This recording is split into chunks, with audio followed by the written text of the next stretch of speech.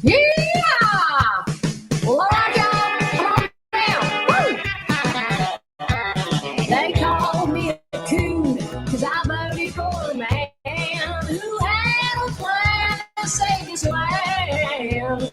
They told us he's going to give us some freedom, but y'all went ahead and voted for a demon. Don't matter if you're white, don't matter if you're black, because everybody's holler and everybody's black. Y'all tapping around, baby. Go ahead and bring it down. Get it down, get it low.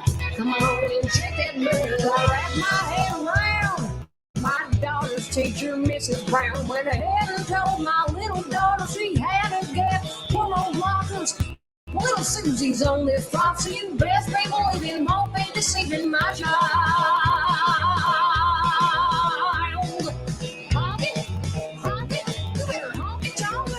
Clap it around. Honk it, y'all, clap it around, baby. Go ahead and bring it down. Get it down, get it low. Come on and check that mirror. Who the hell is that White House of mine? Oh, it might be CGI, or maybe it's a demon, or maybe it's a clone, or maybe it's Castle Rock.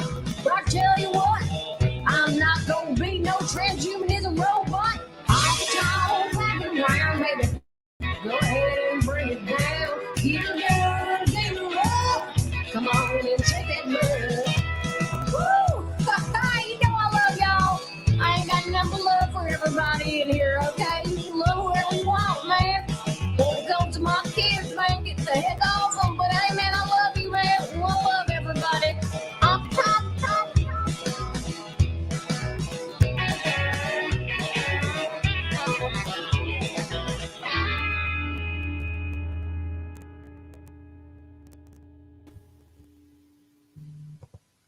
And welcome back, family, to another more for educating, entertaining edition of We All Be News Free Dixie for the 21st century.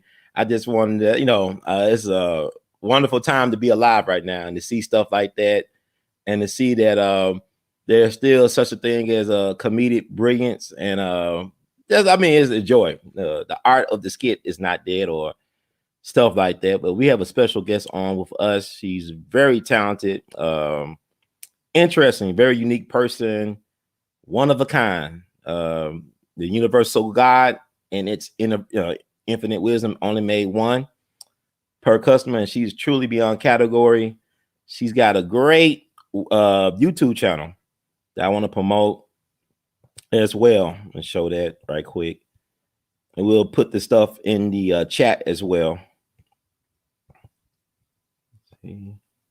It's Donna. That's a YouTube channel. We'll post the URL in the chat as well and in the description box. But she actually did a great interview. She interviewed me about last week. I enjoyed it thoroughly. And she got a great interview with Dr. Phil Valentine.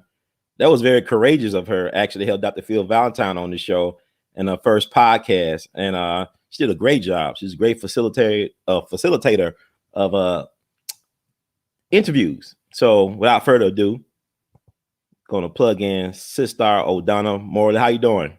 Ron, how are you? Oh, good. I hope I ain't put you on the spot too much. Oh, no, you're fine. I'm just like, thanks for having me on. It's an honor to have you on. I don't know, do you hear me well? Yeah, can you hear me? I can hear you. It's like a little bit low, but I think it's fine. I don't know if What about now? Is this better? It's a little bit, yeah. Okay, is this too loud? No, it's not too loud. No. Okay, but did that make a difference? Yeah, I think it make a difference. I think I can hear you. I was like kind of interested, kind of low, but yeah, I've only used StreamYard once, so I wasn't sure how to work the microphone thing. So we'll figure it out. Okay, that's cool. So you can hear me, right? Yeah, I can hear you really well. Yeah, so it's awesome to have you on. It's an honor to have you on. You are truly, like I said, you're a fascinating individual, and like just an exceptional human being. So I'm interested because since you're so exceptional, somebody said they can't hear you. Oh, shoot.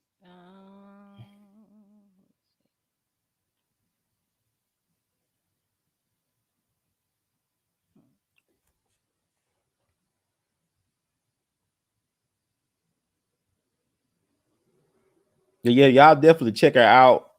Subscribe to a YouTube channel. It's called Old Donna. Add this to the screen real quick. It's still kind of low. I don't know. My sound. Oh yeah. Yeah, your sound. Yeah. You could hear it now? Yeah. Or no? Yeah, you definitely. can? Yeah, we can hear it, but it's way better. Oh, okay. I had the wrong things on there. Okay. Okay, cool. So Donna is your YouTube channel, but I'm interested in your origin story. Like you're very like you're naturally gifted. I think storyteller, and I thought you was a stand-up comedian right now. But could you tell us about your origin story? Like every superhero she got an origin story. So yeah, I was adopted, so I always have like a weird. It's adopted by, I always say wolves, but they were white people, but they were nice white people. There's a lot of stuff going around with all the races now, so it's always been very weird for me to choose sides. Like I know who I am as a person, but I also know my upbringing as well. Yeah, my mother, she used to be a social worker, and basically during the 80s was the crack cocaine epidemic. And I was one of those babies that was, crack's in me, somebody help me. So I got put in the system for 4 years, and then I got adopted. And I lived in New York, Staten Island, and then I moved to New Jersey for middle school and high school. And then I moved to Philadelphia to pursue acting, to go to arts college there. And then I moved to Chicago to try to do some comedy. And then I came to LA, kind of slacked a little bit, but now I'm changing my views on things. As you know, everything going on, especially in Hollywood, I kind of lost my taste a bit. I mean, I still have the passion inside me, but it's just I saw the title of the thing, Buck Breaking, all of that and everything and more going on. It's really hard to hop in something like that right now, that when there's, too much stuff going on that needs to be adjusted and fixed. That's cool. So what was your goal being out in, I call it Hollywood, but what was your goal? What was your top goal being out there? Like what did you want to achieve? I wanted to get back into comedy. I was doing comedy in Chicago, and then I had like a weird life obstacle happen, so I slowed down.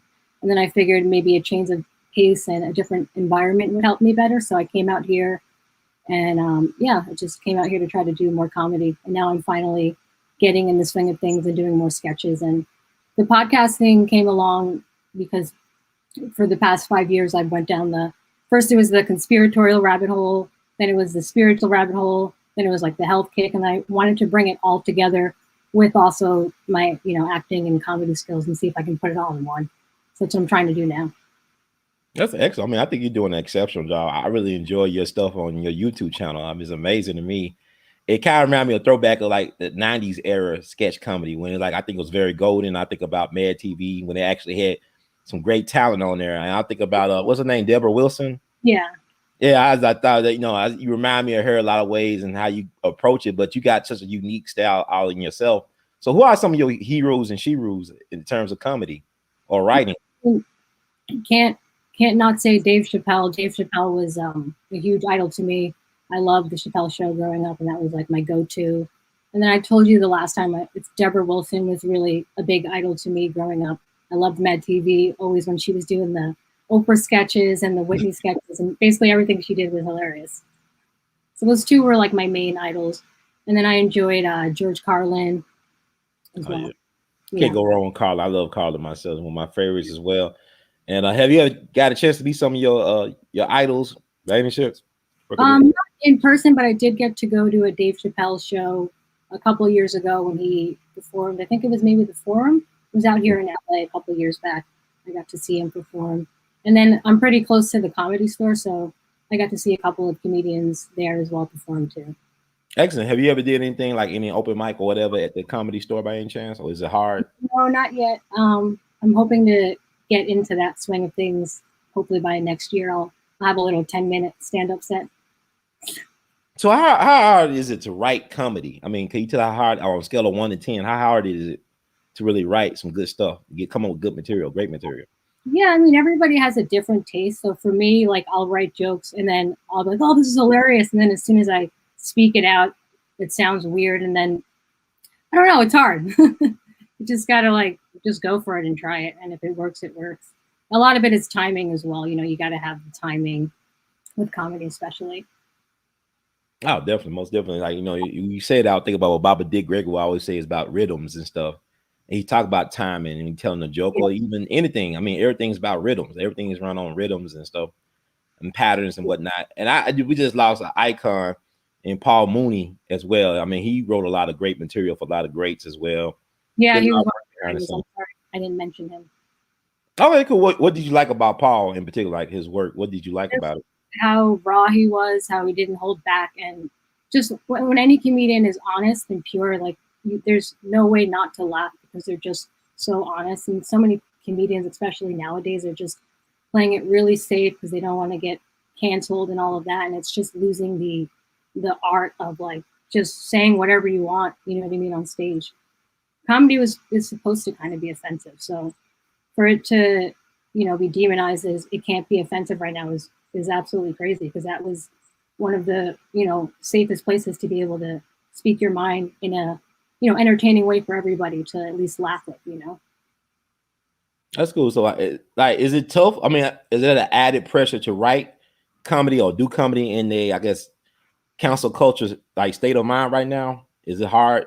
Sure, for main comedians. For me, no. Obviously, I'm not any major comedian, so I can get away with writing whatever right now because I'm not on the spectrum of I don't have an agent or a manager of that. But yeah, it's got to be really tough for a lot of these comedians. I just went to it was a little silly. It was like a free Britney rock show thingy. They were just doing a little show, but there was comedians there as well.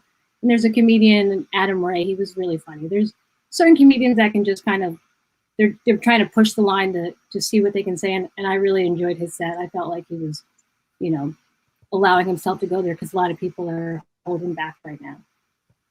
All right, cool. So is there like a reason why you might wait till like next year to pursue stand-up comedy because of the reaction from the crowd, or you feel like is the what the feedback will be or reaction? It's probably me getting in my way. I just I started to finally take strides and leads this year with doing sketches and stuff. I've always just been focused on sketches, and like deep down inside I want to do stand-up, but I think I still have that little fear bubble in me like, no, sit the hell down, you're not ready. But I gotta whack that out of the way. It's almost gone. I just got a little bit of the residue left of that. That's all right. That's all good. So is there anything you want to talk about? You can ask me a question, I guess. Yeah, I just want to say I'm so grateful for everything that you've done. Like if I didn't discover your channel 5 years ago, I wouldn't have any of this knowledge, and it's just so amazing what you do, and you just keep doing it, and I'm so grateful for it. Oh, yeah, the honor go both ways. Likewise. I know you do music. How did you get started with that? I don't know. It was an accident, really. It's funny because I got my I got a cornet. Like that's like the cousin to the trumpet. It's a different type of horn. Brass is more, I guess, darker and mellower. So I was in art school about 20-something years ago. I'm really getting old. About 20-something years ago, I was on my freshman year. It was an office worker in the art administration building. My thing was I always would say, I'm from the South and stuff. I always say, hey, how you doing? Yeah. Hello, sir. Hello, ma'am. All that stuff. This is like programming. And so I was getting along with this white lady named Linda, and she was in the office, and she took a liking to me. She respected me, and I don't know what happened. Like I just thought to myself, I always wanted to play a trumpet, whatever. And we just talking. I started getting the jazz that freshman year. And then somehow we brought up a conversation about her having an old cornet in her garage. And so I said, okay, can you mind giving you want to give it to me? She said, yeah, I'll give it to you. And she didn't ask for it. I just drew a drawing, little small drawing as a token of appreciation. So she gave it to me. It's like over 100 years old. It's out of tune. I'm looking at it and I'm blowing on it anyway. I don't know what type of bacteria. And it's been sitting in the garage collecting all type of dust. I don't know who actually owned it. It came from her, but it was made in Chicago, I think, actually around the early 1900s. It was a Healy cornet. And so what I did that summer, I just practiced on it in my mom's garage that whole summer.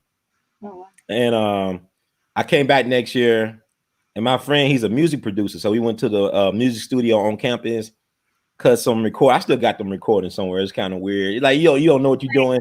You're just throwing stuff throwing like spaghetti to the wall, see if it sticks or stuff like that. So we're just doing all type of crazy stuff.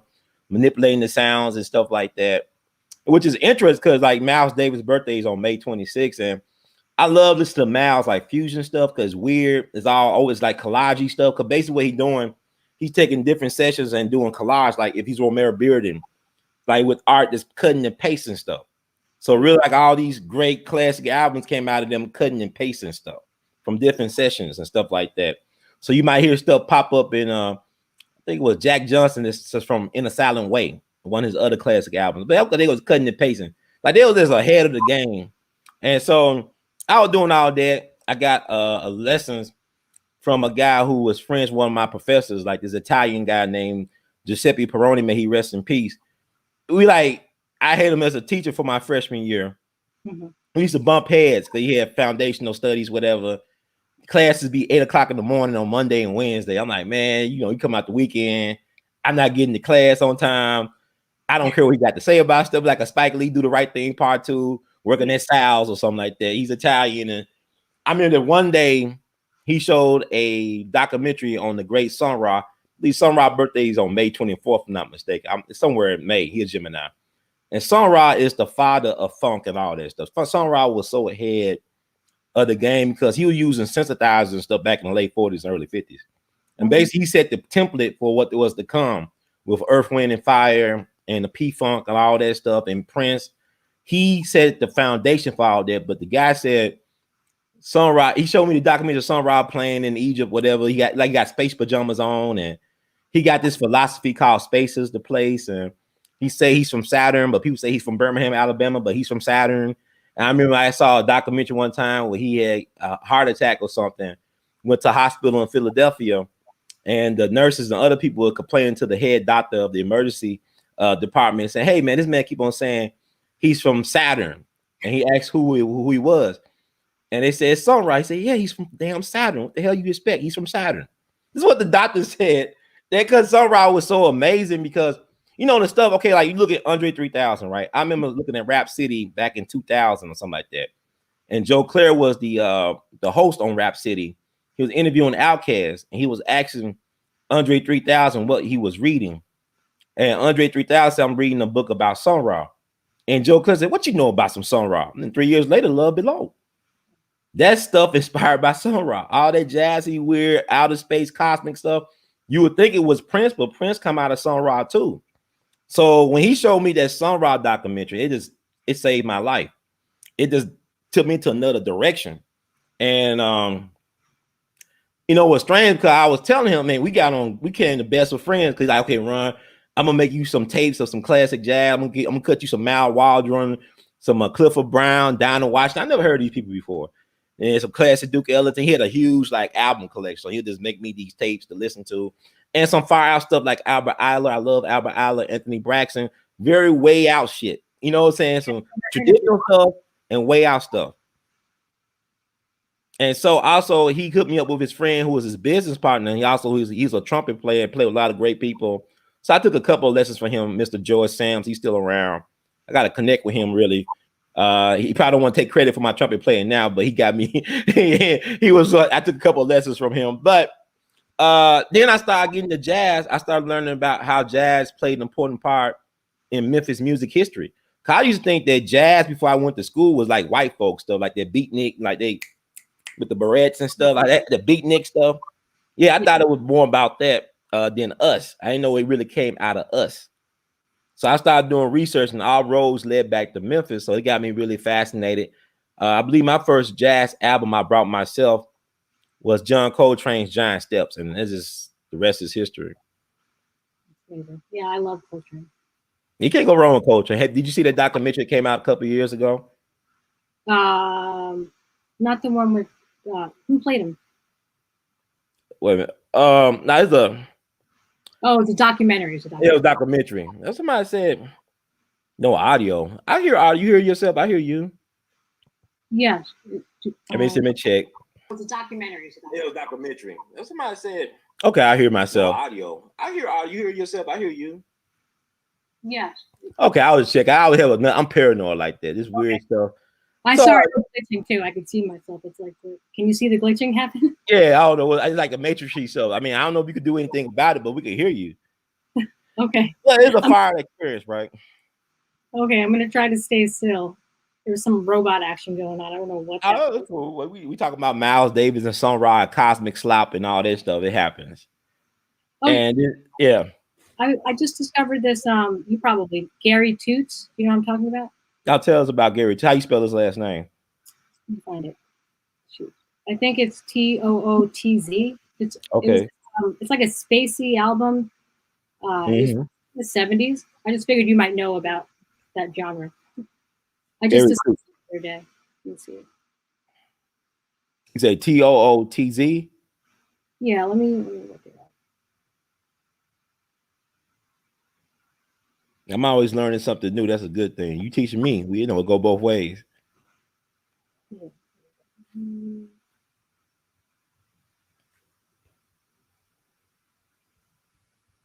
Oh, maybe it's Gary Bartz. No, Gary I'm not. Bartz. Okay. Yeah, Gary Bartz. Have you ever heard of him? It sounds loosely familiar, but tell us what you learn about him or his work.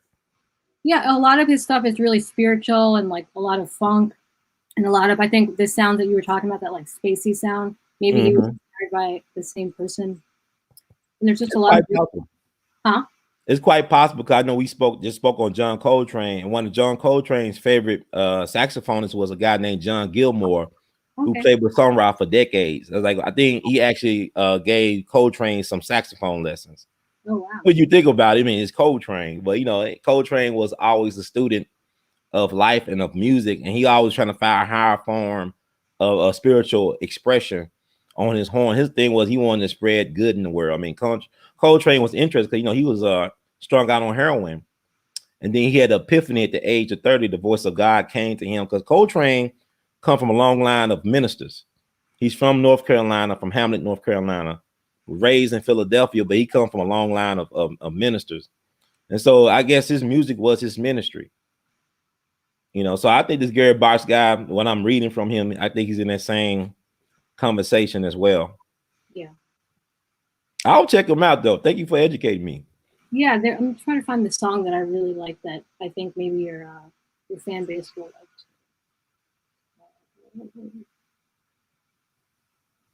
Celestial Blues is one of the songs that I really like from him.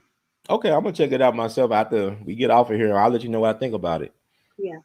Is my face still glitching? All I see is my face glitching. It's glitchy, but what can we do about it? I don't know if you could do anything. You could come in and come back out. I don't know. I think the AI's got me already. Damn it. Oh, really? Yeah, what's going on? I was thinking about that movie with Joaquin Phoenix. I guess his name Joaquin Phoenix. The dude who played Joker. He got a movie called Her. I think it was Her. Okay. HER. Oh, the movie with Joaquin Phoenix? Yeah. Okay, yeah. You seen them before? Yeah. So are you really real? Are you a figment of my imagination? I think you're real. Sure. What was it? Her. Hi, Joaquin. You like a bagel. I can't stop glitching and I don't know how to fix this. This is like, get her off, man. This is a waste. Oh, but you know what's funny? It's like it's Mercury retrograde is coming up on May 29th. So maybe it has something to do with some of the stuff going on. Is my sound still coming in or it's glitching and then It's coming in. It's coming in.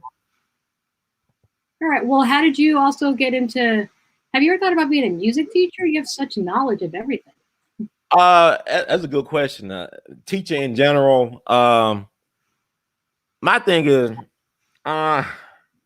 you know what's funny? You see, I just want to interview about me again. You know what's funny? Not funny, but when I was in college, they used to have a nickname for me. They used to call me Mr. Unteachable. It was started by these teachers. I never had classes from most of these teachers, but they'll go around and say, "Oh, this Mr. Unteachable. He's unteachable." And I'm thinking to myself, why am I unteachable? And one of the professors told me, well, you have your own way of doing your art. You shouldn't have that already. You shouldn't already be you. I said, what are you talking about? I shouldn't already be me. I always be who I am, who I am. You know what I'm saying? Yeah. I always been me, but they make it a crime just to be you. People make you feel inadequate. They make you feel insecure just by being you. Just to exist is a revolutionary act. So it's funny you say that people assume I got knowledge. Well, I got a lot of things that flow through me. I allow myself to be used by the universal God and other elements the flow. Like we were talking about on your show about auto writing. Like you look at Stevie Wonder, and people wonder how the hell he get all that, because God or some other element is using him to communicate all that through, and he's allowed himself to be a conduit because he had a near-death experience where he almost died. Yeah. And so he could dedicate himself to being used by higher power to get the message out. If you look at a lot of our musicians, like we talked about Coltrane, he talking about Sun Ra. You know, he said he was sent to the world to teach beautiful things. He said he was kidnapped by UFOs. I say he was kidnapped by the Ku Klux Klan, because he's from Alabama. But if you want to say they were aliens, let's say they're aliens. They said that we're gonna give you a mission. We want you to teach the world how to love beautiful things. And there's so much like information out there. If you look at music, music is a way to teach history. Like, you know, Duke Ellington used the music to teach the history of Black people in America. Like all them songs, you think it's just dancing? Nah, he was using it to preserve our oral tradition in a way, to preserve our history. He was in a way preserving the artifacts. Same thing with Sun Ra. You know, he's telling our story through song. And you got the Black Wall Street thing coming up next weekend. It'll be like the 100 or centennial, commemorating what happened to our people in Tulsa. And you got we talked about the Gap Band with Charlie Wilson. He's saying, well, it was not inspired by Black Wall Street bombing, but that's not for him to say. He's been utilized by a higher source to remind people, you know, of what happened to our people. So, you know, it's funny how things work. I don't know if I answered your question. I thought about being a teacher. I applied the traditional way of being a teacher, but I guess I utilize technology to get the lessons out now instead of the traditional route. Connect the GoPro, because have you been? I feel like I've been glitching the whole time. Is that all you see? Because all I see is me glitching. Yeah, it's glitch. Yeah. I just don't want to distract your fans. So let me. What do I do? Just get out of the cam thing and then come back in. Just so you can exit out and come back in and see if that works. Yeah, I'm sorry, everybody. I just don't want this to be obnoxious. Don't apologize. It's different. It's life. Life is jazz. Expected, unexpected. Told you to use Zoom, man. All right, I'll come back in. Do your thing. Sorry, everyone. All right, no problem. You good. And we're gonna have her wonderful sister, Donna. Let's sign up to her YouTube. Oh, Donna, don't you cry for me. I came from Alabama. Well, I come from Memphis 10 with a trumpet on my knee. So we're gonna get her back in. We're gonna work on it. And thank y'all for being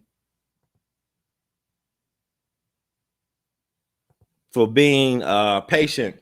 But I think we're getting out some pretty good information, because life is crazy right now. Like I said, the second Mercury retrograde is coming up. The second Mercury retrograde is coming up.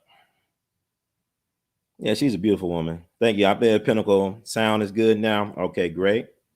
King BJ, I see you putting in work over there. Y'all go check out King BJ at King BJ. I think that's your YouTube, man. Just put your YouTube in the chat, man.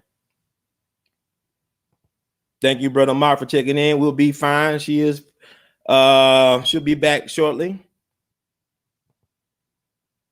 Thank you, Liberate. We love you madly.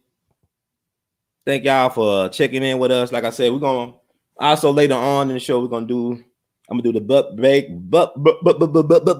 breaking review. Buck breaking review.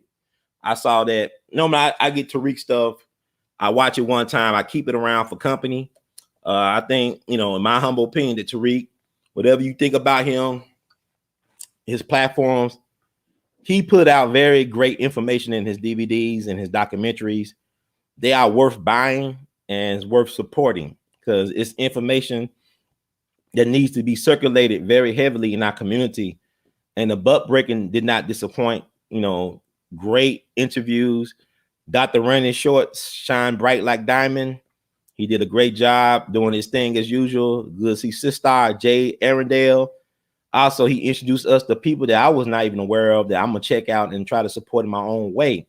So if you haven't seen the butt breaking documentary, please make it your business and go see it. I think it's very important. Or buy it or whatever. Support our narrative. We got to support our media, the new Black media. We got to support it. We got to endorse it. and know that the best is yet to come. So we got a lot of things coming up. Like also, we're gonna have the Tulsa. We're gonna talk about Black Wall Street this week. I'm gonna have a show.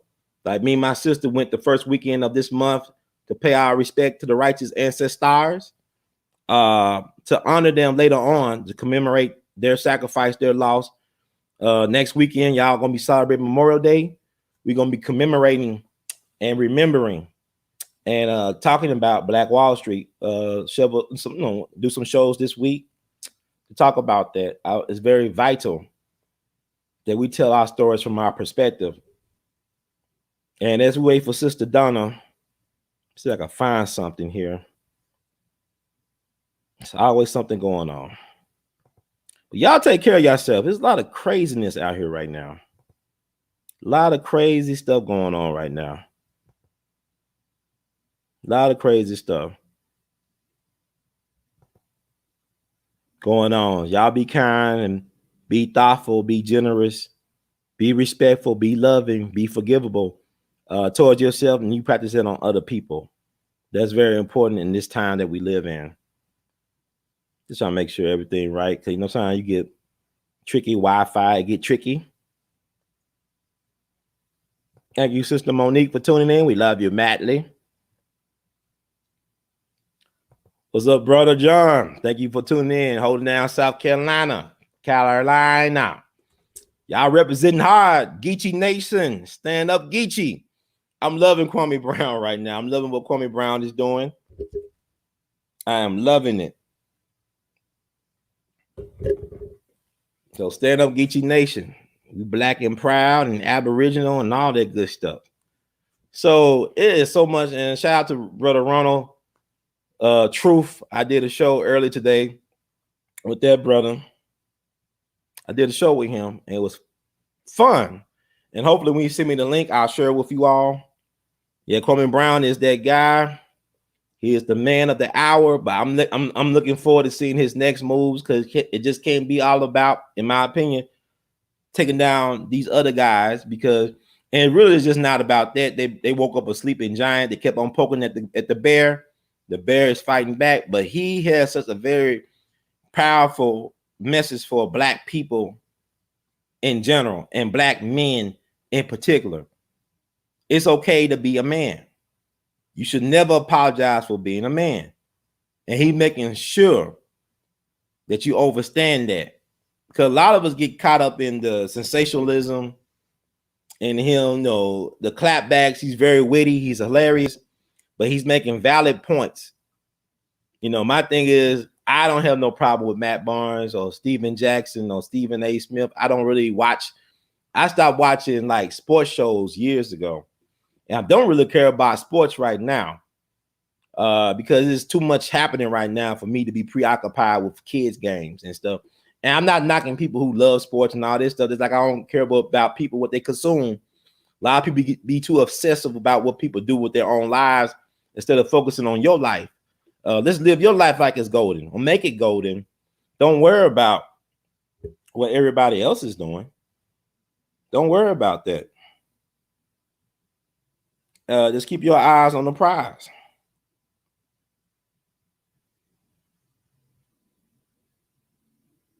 I'm just checking in, see she okay.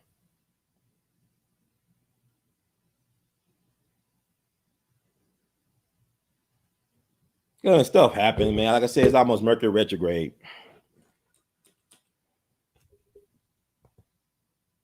Yeah, he is. He's being used as a conduit for a bigger cause. And I know a lot of people just trying to get stuck on the fact that he's going after they beloved idols. And this, remember that song that Tina Turner sung at Mad Max with Mel Gibson? We don't need another hero. We don't need no more heroes.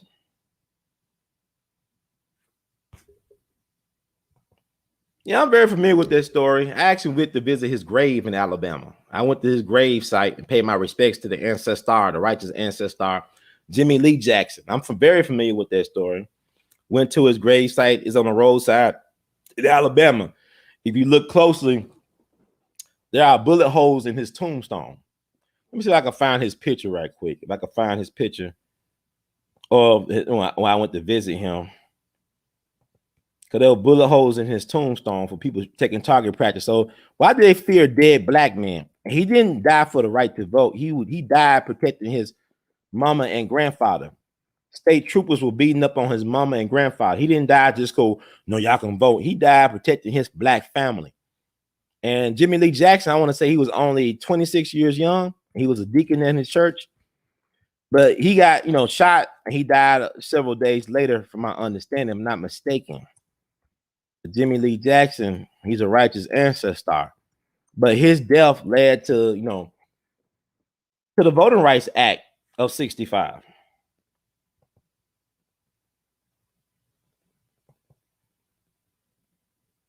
Yeah, I found a picture. See if I can find. Put that picture up there.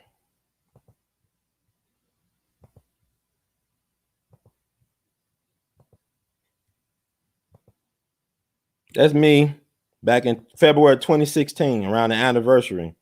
Remove this. That's me at Jimmy Lee Jackson's grave, paying my respects. This is back in February 2016. Now, Jimmy Lee Jackson was just 26 years young, got killed by a state trooper. I think his name James Bernard Fowler or something like that. He just died not too long ago. Now, time caught up with him, karma caught up with him. I think they tried to put him in jail for it, and he got out. He didn't serve that much because he was already sick and ill. But he died. The guy who shot and killed Jimmy Lee Jackson died a free man not too long within the last 3 or 4 years. And white supremacists protect this guy. He was a real race soldier. So never forget Jimmy Lee Jackson.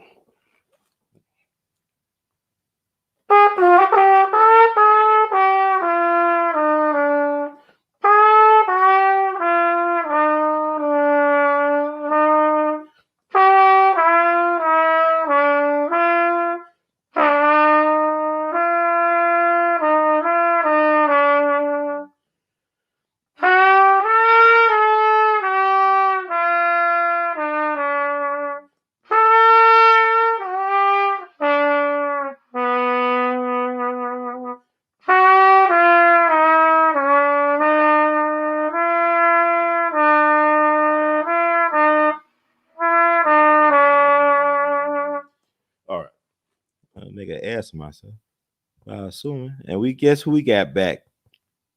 SiStar. Oh wow! What? How? Oh, all right.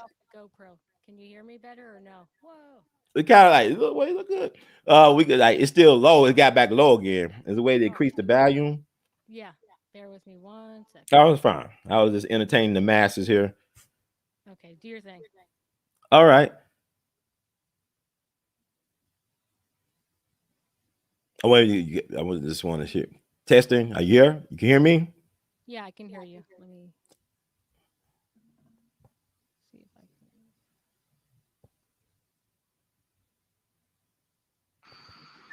can. We got a blood moon coming up. You familiar with that? Are you familiar with that? Can you hear me? Yeah, we can hear you. Oh, yeah. Okay. It's weird. It's when I disconnect from the microphone, so I'm just wearing headphones for no reason. It looks silly.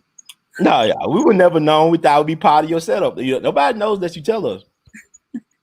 Yeah, so okay, it's good to have you back. It's me, Paul Mount. Are you familiar with this Kwame Brown's thing about this ex-basketball player going ham?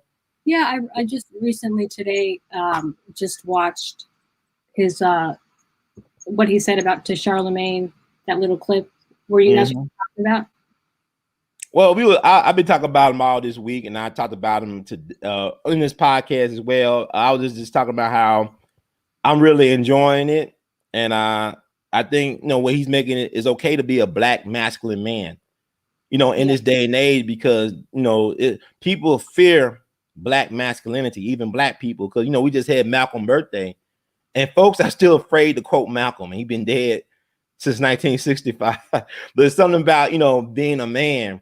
Being a black man that put fear in the masses, in particular the white males, And so Kwame, being who he is, like they're trying to paint him as an angry black man, but he's been pretty quiet for the last 20 years, for the most part. Them, poking at him, making fun of him, making him a meme. But like I look at what he's saying, it's not just about him getting get back and doing the dozens, as they say, or coming out these fancy one-liners. He's making a point that it is time for Black men to not only be respected, it's time for us to respect ourselves and for our place to be known, to reclaim our place in the world. But that's just my take a little bit on it. But what do you feel about it? Like what you have seen so far and what you know about it? Yeah, I mean, from what I saw from that one clip, I was grateful that he spoke up and said something, because there's so few people that are telling the truth. And, like so many of our truth tellers, they're no longer here to spread truth. So we need as many people, like all hands on deck, to be speaking up right now, especially when they've always been like, demonizing. And, are you familiar with Dr. Delbert Blair? Yeah, I'm definitely familiar with him. Yeah, he discussed on the vaccines and all that stuff that they were doing and experimenting to us. And I'm not, taking, obviously I do believe that you are born with it sometimes. And I also do think that they also do some weird experiments that we were unfamiliar with, especially in the 80s time. They were doing a lot of that jabs on, babies and all kinds of weird stuff to put in them and to psychologically mess with their brains.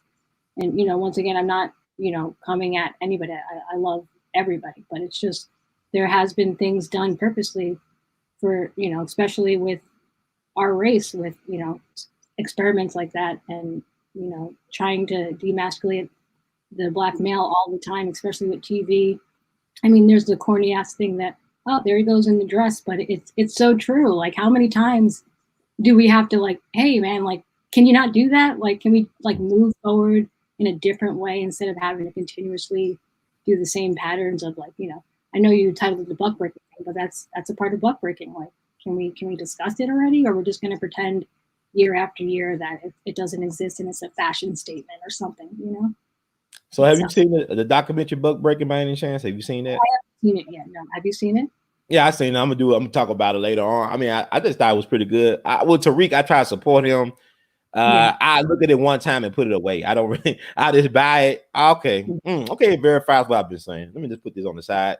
And just in case somebody come over, they want to watch it, whatever. But I was introduced to Tariq Nasheed, I want to say back in 2011, when I was working as a janitor. I was a janitor at this historical Black college, working for my aunt. She got her own cleaning business. So could have been teaching that. Yeah, but what's funny? The dude, like, I was cleaning his office. He knew who I was. It's funny how people, hey man, brother Run, I know you. I follow you. I'm dumping out your garbage right now. But say, hey, brother, man, I'm gonna give you this DVD. He burnt this bootleg, Hidden Colors.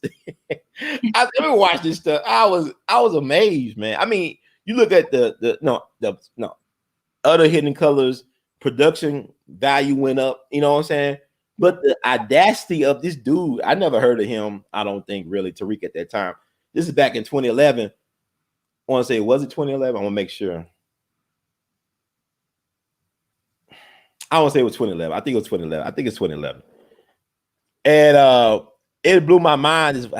I said, every Black person must see this. Because he's telling us all this history about Black people, like world history, within 2 hours and stuff. And he introduced us to Dr. Umar Johnson, Dr. Phil Valentine was in there. The guy, brother known, Dr. Booker T. Coleman, Sister Sarazad Ali. I mean, he had all these heavy hitters in there, our elders, spinning this game. And I said, this got to be required watching for all Black people.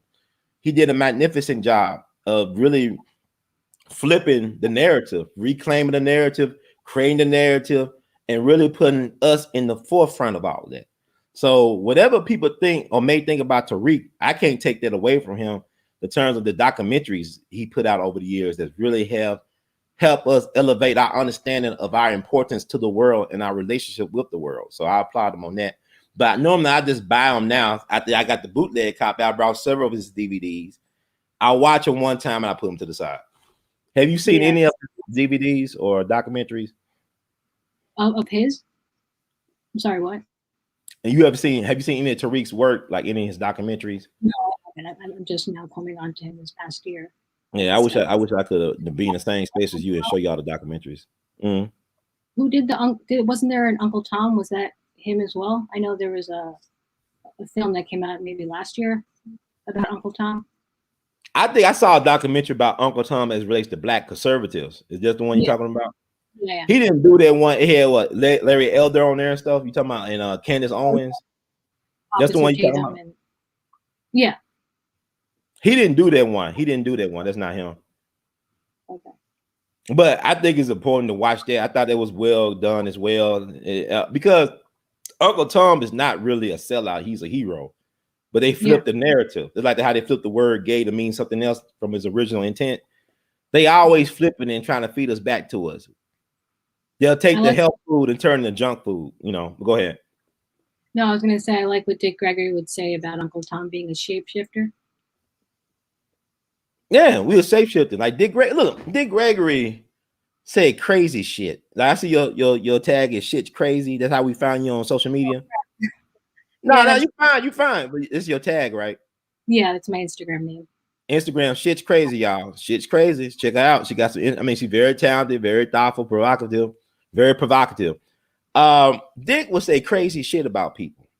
Yeah. Like on my show, he'll talk bad about Tyler Perry, talk bad about Magic Johnson, talk bad about Oprah, and then guess who get invited to screen Selma at Oprah's Winfrey's mansion?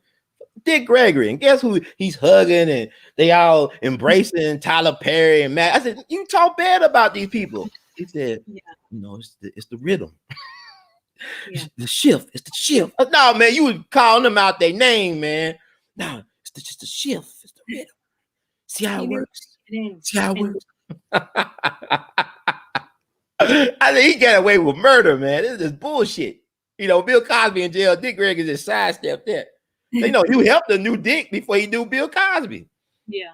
And he saw you helped him left after Dick Gregory left. He left just in time for all the fun started. You know what I'm saying? But it is what it is. I'm sorry. Oh, yes. Dick Gregory in the Playboy Mansion now. Yeah, I mean, I love Dick. You know, I love Dick. Wait a minute, let me take that back. That didn't sound right.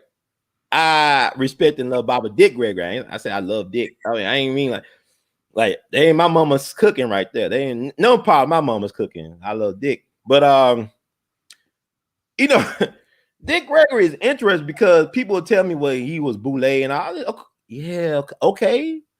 I believe Dick was an alpha male. I mean, like alpha part of the fraternity. He was an alpha, I believe. Mm-hmm. I don't really care about that. People tell me, if you told me, if a person come back to me years later, say, you know, so and so was military intelligence. I said, okay. He never lied about his affiliation with the establishment. I ain't talking about Dick Gregory. I'm talking about other people want to tell me about. I mean, we all filthy.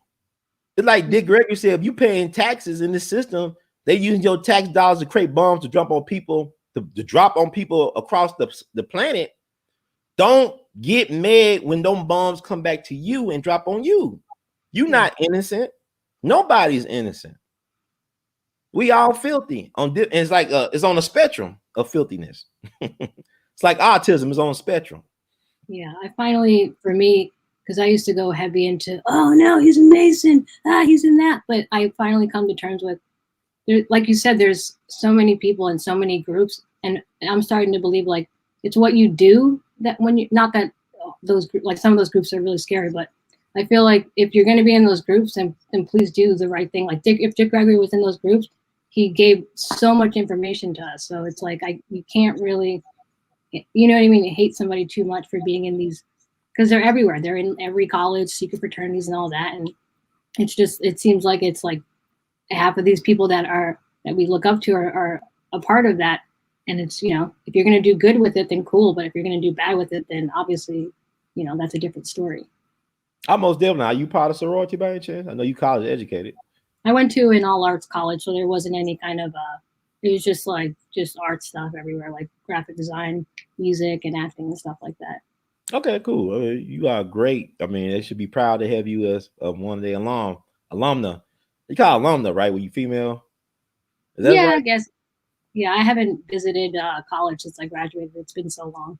Oh yeah, I have a little love-hate relationship with mine. I mean, they put me through a lot. They call me Mr. Unteachable, crying out loud. But so like, you know, I had a mentor. He passed away. He's an ancestor. It'd be 10 years ago this year, actually.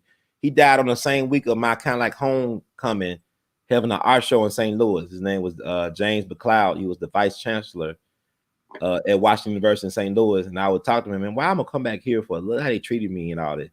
And he said, well, sir, it's not about the buildings, it's about the people. It's about the people. That's why you come back. I said, yeah, because I respect and love them so much. I did come back because of people like him. But I had some traumatic experiences. Even my graduation day, I'm gonna save for my book. But I'm still trying to work through that.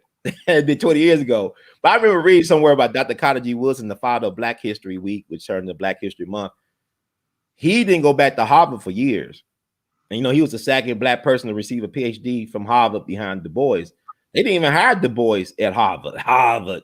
He's the father of American sociology. I mean, he's one of the most brilliant scholars this country ever produced. Whatever you feel about his politics and how he may or may not have treated Marcus Garvey. See, we all get into this one trick bag thing. It's like, I talked about Thurgood Marshall being an informant for the FBI. That's true. But it does not take away from all the other stuff he done to help elevate and progress the people. I mean, everybody's contradictory. I won't say hypocrites, because hypocrite means you don't acknowledge the contradictions. But to be contradictory is not really a big deal. It just makes you human. It's like with Dick talk about safe shifting. Same difference. Yeah. What do you feel about shape shifting? You shape shifting at night? I do it all the time. Like I change my voice, the way I talk. I mean, everybody in differences where your voice change. People say, you change your voice. Yeah, I do change my voice. Yeah, I do change my voice. Yeah, I do change my voice. Depends on the situation. Yeah. Well, my weight go up and down. Weight go up and down. It's like you look at I love looking at Charlie Parker. You know, Charlie Parker only lives to be 34 years old, but look at how his body, like his face and his weight changed, dealing whatever he was in. You know, I'm gonna kick heroin. Let me drink a gallon of wine a day to kick heroin. But if you talk to Charlie Parker, my folks, my people, my maternal grandmother, her brothers and sisters, they grew up with Charlie Parker. They all grew up with Charlie Parker in Kansas City. They knew Charlie Parker as a kid. Oh. He used to work for my uncle's restaurants and clubs in Kansas City. And he used to visit my Aunt Tilly up in Detroit. She was a posse queen for the mob. And she was married to a preacher man at one point. And she was a madam. I come from very interesting people. She hoboed her way from Kansas City to Detroit back in the 30s. I mean, she dressed as a man, went up to Detroit, found her an old bishop guy, married him, got his home. She became her own carpenter. She added a second floor to her home. You know, all this stuff weird. She was a great culinary artist. So all the jazz guys would come to her home when they, you know, be in town, like Dizzy Gillespie or Charlie Parker. They would come to a place, they'll eat good food and get that good weed. So she'd be smoking, but she almost got killed by the Detroit mob, because what she did was she supposed to turn in a bag of money every night, whatever she, you know, get money picked up by some white Italian dude in a limousine. And one night she didn't have their money. And so they sent several hitmen to her home. And this is like, you know, old school cats, a lot of them gone now. My Aunt Stephanie told me this story, and she passed away last year. She used to live with my Aunt Tilly. And he said these contract men came to her home to put her out of her misery. And even one of my aunts, one of her sisters, who was a nun, she was like one of the first Black nuns at this nunnery or whatever you call it up in Baltimore. And so she was well married. You know, she got out the nunning business, got married to this successful doctor, whatever, in St. Louis. She refused to give her money. So you got to learn the hard way. I mean, that's your sister, though, man. You got these mob guys coming at your sister, but they came to collect, and somehow she left for life. They didn't kill her. But the mob told her, he said, look, we're going to spare your life this time, but if you ever get involved in our business, we're going to rub you out. So she stayed away from there, and she lived to be an old woman. She died in, I believe she's in her 80s back in 2004. I never met her before. Yeah. But they said Charlie Parker was highly intelligent. I said all this stuff. I go around the world.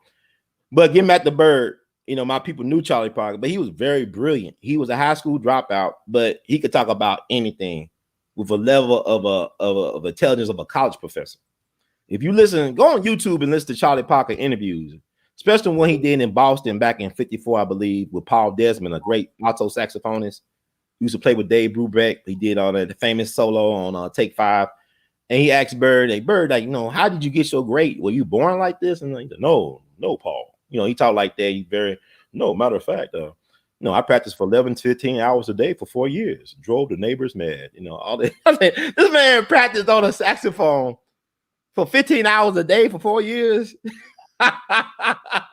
You can't help. It's like if you jack off for 15 hours a day for 4, you can't help but be great at it. Whatever you do for 15 hours, imagine if Charlie Parker had Pornhub back then. He been jerking off or be playing the saxophone. You know, he had that many distractions because you go in the Ozarks and stuff. He goes, oh, you got to have mountains, get my orange soda, and I'm gonna just play the saxophone, run the chords, the key changes. That's amazing. You know, you think about it, and he's born August the 29th. It's the same day as Michael Jackson. Like, they got the same birthday. Michael Jackson, Donna Washington, they all born August 29th. They Virgos. It's like Kobe Bryant, he's a Virgo. And Chappelle is a Virgo. And Virgos and Beyonce and Nas, there's a lot of great Virgos. They just got that obsessive compulsive thing down pat. And if you think about Coltrane was born September 23rd, so he's a Libra on a Virgo cusp. That's why he's so obsessive. I mean, he played. Man, I had the pleasure of meeting Jimmy Heath. He passed away last year. He's from almost 100 years old. I gave him his flowers before he died. Back in March of 2016, I went to his apartment in Queens. He used to help Coltrane. He hired Coltrane and Charlie Parker to be in his band. So he had a young Coltrane in his band. They both from Philadelphia. So he held Bird in the band. There's a famous picture of Jimmy Heath. He's conducting the band with his back to the camera. And I think Charlie Parker has stood up to take a solo, and John Coltrane like in a daze looking at Charlie Parker. It's a famous photograph. So I talked to Mr. Heath for a couple of hours. And I don't know what the hell I'm going with this story. But who's he? He's a conductor? Jimmy Heath is a brother. He was a saxophonist from Philadelphia, part of the famous Heath brothers, a great music group. They were brothers, you know. But Jimmy was interesting because he's an alto saxophonist at first. They used to call him Little Bird because he sounds so much like Charlie Parker. So when he met Charlie Parker, he switched to tenor saxophone. And Jimmy Heath was a little small guy, man, but he's a firecracker of a guy and a great humanitarian. And just like phenomenal wisdom and knowledge. Spent so much. I mean, in a couple of hours, I got such a great feel for the man. I was blessed to be able to be in his presence for a couple of hours in his apartment in Queens near JFK. Now, he passed away back in 2020, right before Kobe died. I think he passed away the week before Kobe died. And we also lost McCoy Tyner last year, who was a great pianist, was playing with Coltrane back in the early 60s. He was on Giant Steps and stuff like that. Brilliant piano player and all that stuff. But I don't know why I brought up Jimmy Heath and what this guy do with anything. But the thing about it is, the secret to longevity a lot of times is to stay around young people. Like what he was doing when I talked to him at the time, he was in his 90s, right? But he's playing with guys from Baltimore who are in their 30s with these young lions. And that kept him like engaged, just feel of life. You know what I'm saying? You think like he probably be winding down when you almost 100. This dude traveling back from Queens to Georgia where he lived at as well. He just playing gigs with brothers, doing festivals and living it up, going across country, teaching jazz clinics and stuff. I mean, amazing, man. I'm just thinking about him now. Man, what a way to live, man, because you wouldn't know he did some hard time in prison at one point. They had a bad habit and all that stuff, and he kicked all that. But I say all this to say, I mean, you can't judge a book by its cover. But getting back to Charlie Parker, you talk about shape-shifting, right? I'm going all over the place. But if you look at different pictures of Bird, sometimes Bird will be small and healthy looking, sometimes be really bloated. And so he just shape-shift. Like even with Billie Holiday, when Billie Holiday first started, she looked like Jill Scott. She was heavy. She was gorgeous. I liked her. She was thick. She was looking good. And then she got skinny and stuff because of all the stuff she was doing and stuff like that. But it's funny how we all shape-shift to a certain degree. Like even with Miles, with the music, he was shape-shifting. You know what I'm saying? Or sound shifting and stuff like that. But the one constant was his horn. But people say he changed, but that horn was constant. And the thing about Miles, what's interesting about Miles, that was not his normal talk. That was not his original talking voice. Oh, no. That raspy, what happened was he was talking to us about the phone and started screaming. He has like types of surgery on his throat, whatever. And the doctor told him, do not talk above a whisper. And then when he decided not to follow the doctor's directions, he talked with a whisper all his life. After that. Because you go somewhere online and find Miles Davis' original speaking voice. And you'd be surprised how it's so much different than what we know him for. That wasn't like that. You got to remember, Miles came from a life of privilege. His folks were well off. You know, his father owned a whole bunch of land. He was a hog farmer, was a dentist. His father's father was an accountant for white people in Arkansas. They owned hundreds of acres of land. So he was used to going horseback riding in the summer. Like when one of the first things that Miles did when he went to New York City was to find a place to ride horses. He asked a police officer, "Where can I go to ride horses in the city?" Police officer looking like he was crazy. This nigga know about horse riding. But then you got this movie on Netflix called Urban Cowboy. But you know what I'm saying? But Miles was not like all the old school jazz guys. He came from a life of privilege, man. And what his father told him, said, "Son, if you're gonna do the music thing, don't be a mockingbird, be your own man." And that's what he did. Because what I love about Miles, you got people that call themselves experts and critics. They'll critique his horn playing, like he's not the greatest horn. He can't hit the high notes. You know, he's not consistent. It's not about that. It's about expression.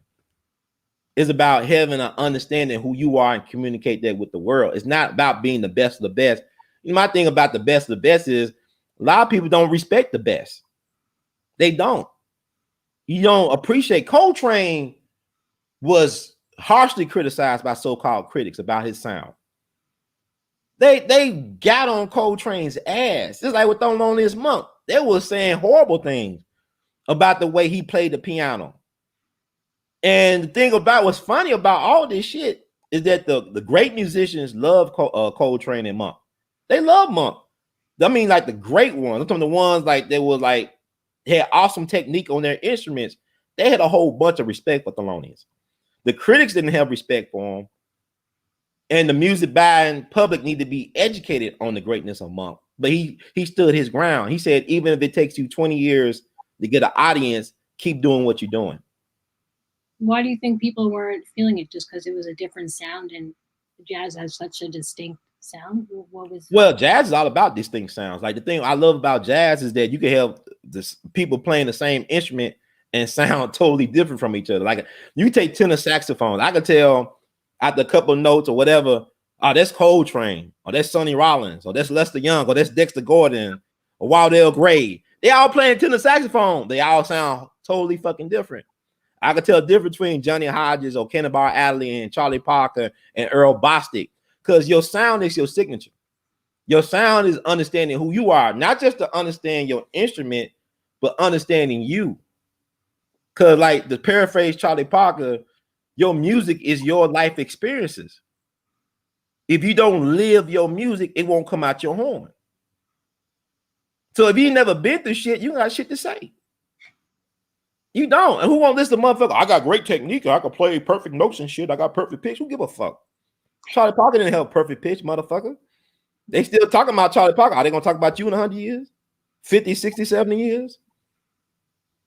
That's why Monk said what he said, because I love Monk. Now, I'll tell you this, though. When I first started listening to Thelonious Monk, I said, what the fuck is this shit? It was weird because the way he used space, it was very angular and abstract. But then after a couple listens, oh, this motherfucker's deep. Because like the thing about Monk was a horn player's best friend. Because the way he used space and stuff like that, you look at John Coltrane, when he played with, listen to some of the stuff he did with Monk at the 5 Spot, this legendary jazz club in New York City, or when they did the Town Hall gig. Monk took Coltrane to boot camp. He got him playing at a different level. You know, even listen to Around Midnight. Are you familiar with Around Midnight? It's a famous Thelonious Monk piece that he did. He first recorded that piece with Coleman Hawkins back in the 40s. And that piece is so powerful.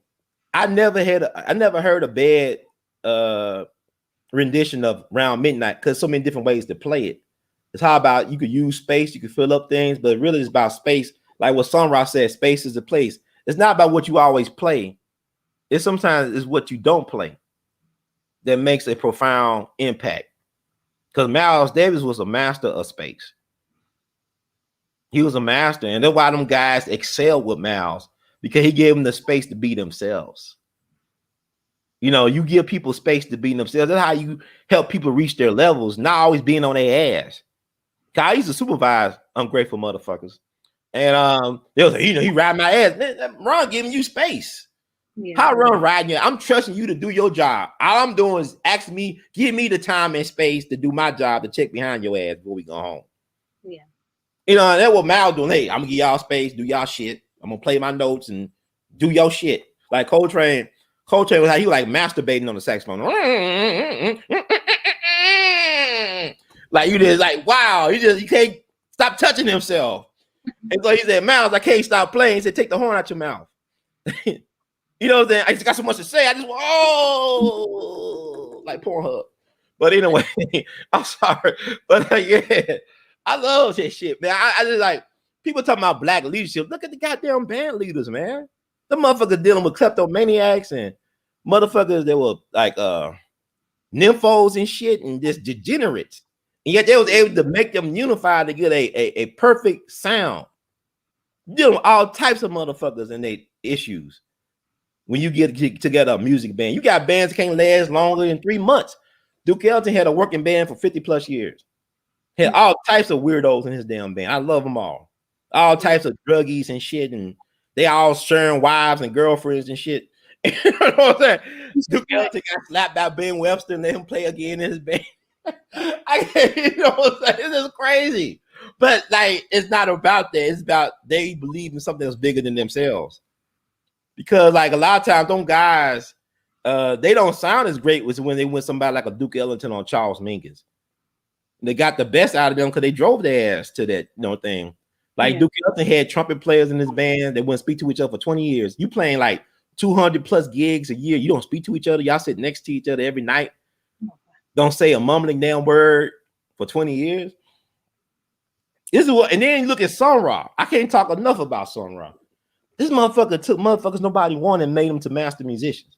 He was taking crackheads and all type of degenerates and shit and low lives. And I'm not saying all of them. I know them. But I'm saying like he teaching motherfuckers how to, when a tree gets struck by lightning, hey, take that tree trunk and make a drum out of it. Let me show you how to make a drum out of it.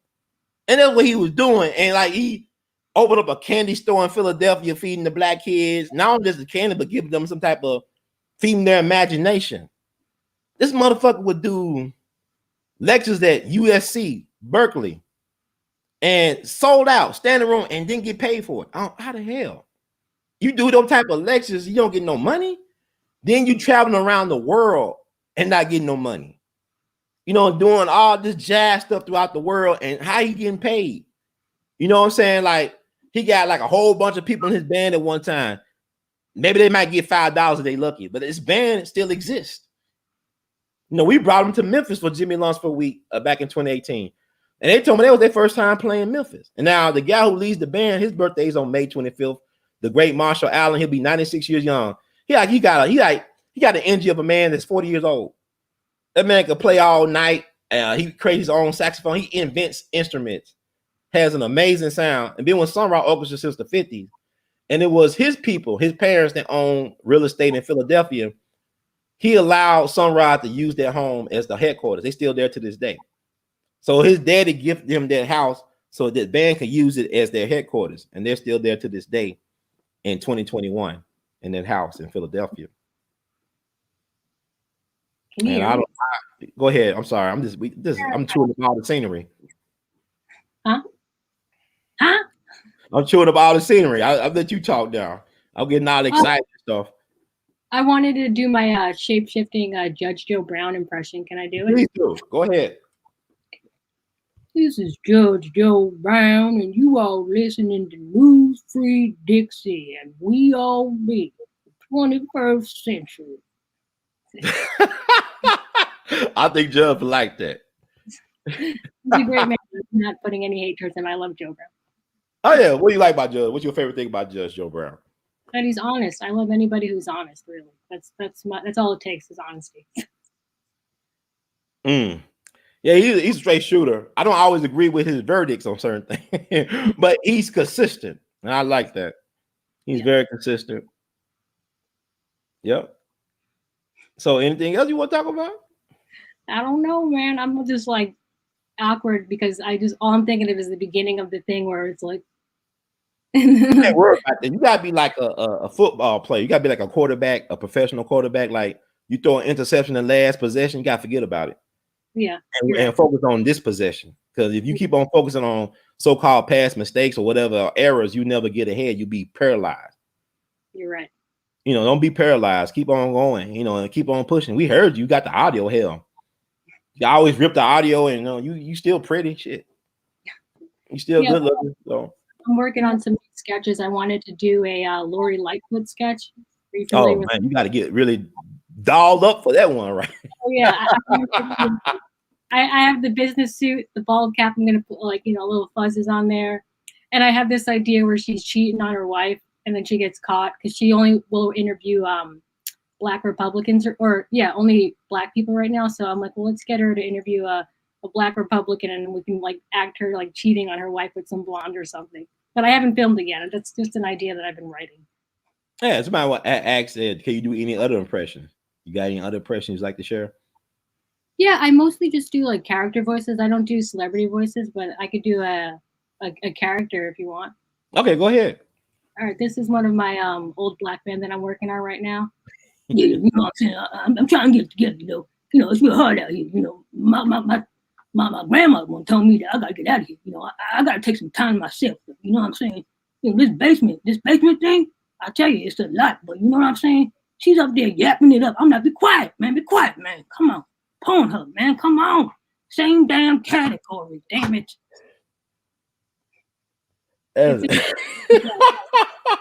You be hanging out with them guys in Skid Row out there. I know dudes like that in Memphis.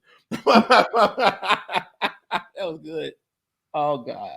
Give me that pussy. I don't care. She don't give it to me tonight. We ain't paying around, man. Come on, man. It's been 2 years. Come on. Forget about this bitch. I met dudes like I saw a dude on Friday night, man. It was Saturday morning on busy street in Memphis. Like one of our busy man walking down butt naked with his basket. Shouting all, I was like, I gotta get the hell out of here. That man walking across the street butt naked. I probably butt naked. It's like 1 or 2 o'clock in the morning. Oh shit. You should have gave him a hug. He needed a hug. I know. That's okay.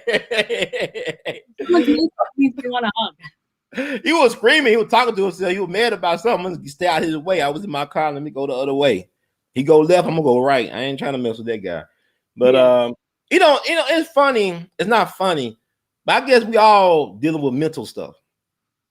We all got our issues, right? Nobody's like, to me, and talk about jazz musicians. You got people like Charles Mingus, some of our greatest jazz musicians, they check themselves into a mental institution. And to me, a person who's willing to check themselves into a mental institution ain't really all that crazy. Because I think if you don't question your sanity every now and then, something might be off about you. That's how I feel about it. Well, you're right. I definitely feel cuckoo, at least like 8 times, 20 times a day, and I have to check myself and bring it back to sanity. Oh yeah, it's very important. So how do you stay focused? What helps you to keep some sanity? Like what's some things you do? I've just been writing more. I've been writing more sketches. That helps me keep sane. I do sing, for real, but I have to write more with that. I'm hoping to do some real songs this year instead of some. I do a lot of goofy songs, but I also like to sing a lot as well. So I want to get at least one real. You're singing right now. You want to do something that you know? I don't know. Man, come on, give me a break. I'll give you a break. If you want to play the instrument, I'll sing along to it or something, or your instrument. Okay, I'll play something and you can respond to it. I'm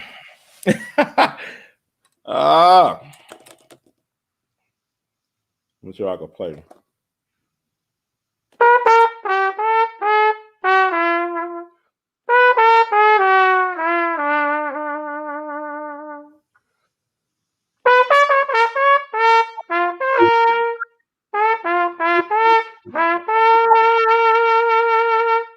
All right. We are going down the way. We are going down the way. You and I for life.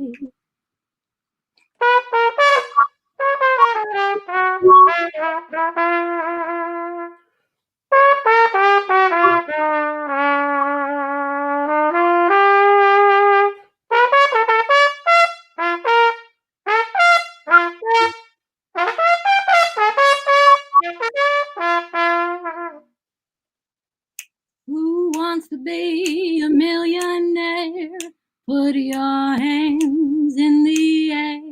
Why don't you touch this dollar? I'm gonna throw it over. All right.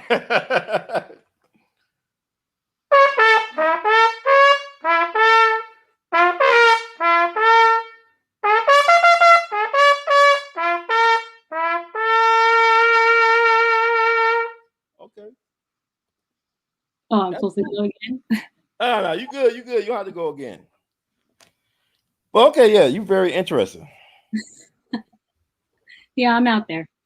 That's good. It's good to be out there.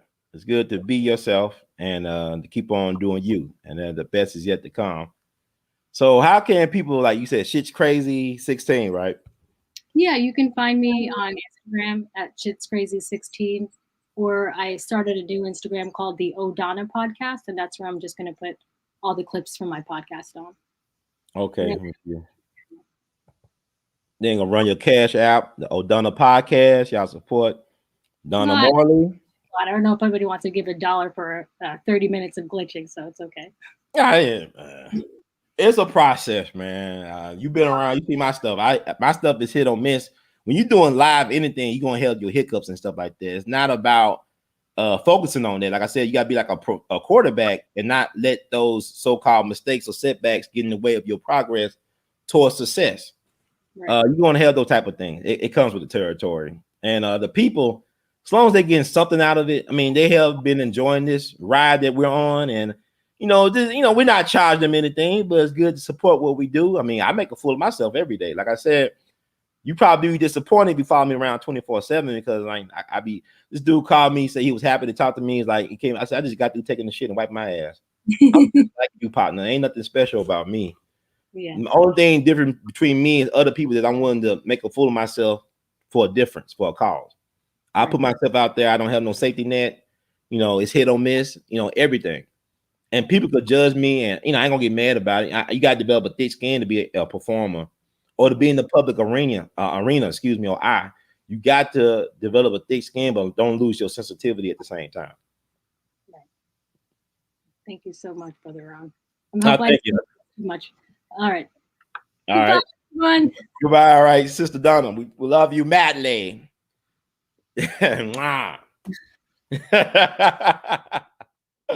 Oh, stuff.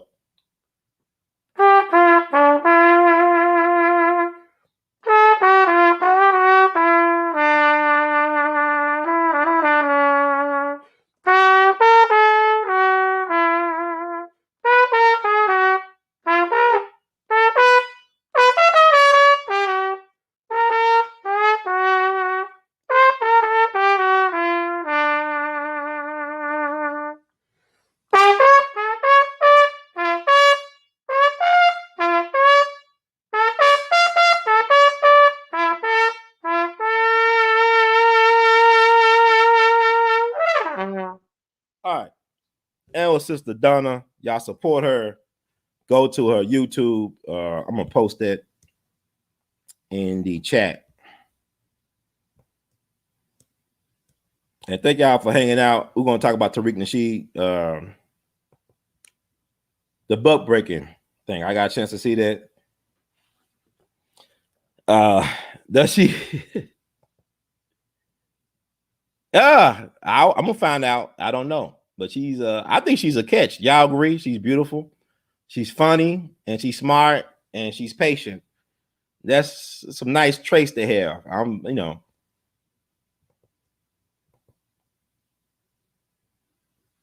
She a Jackie of all trades, most definitely. Y'all should check out her stuff, man. She got some great stuff on there. I think she's beautiful inside and out. And she's a brilliant mind, somebody to watch, and you can see the sincerity.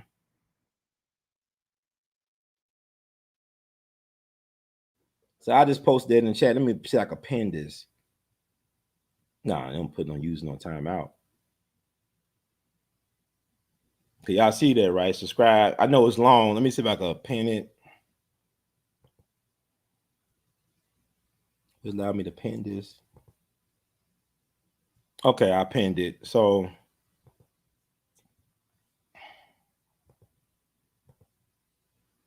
Yeah, she cool. I like her. I vibe with her. Y'all really encouraging now. Y'all really encouraging some things. Okay, we'll see. Time will tell.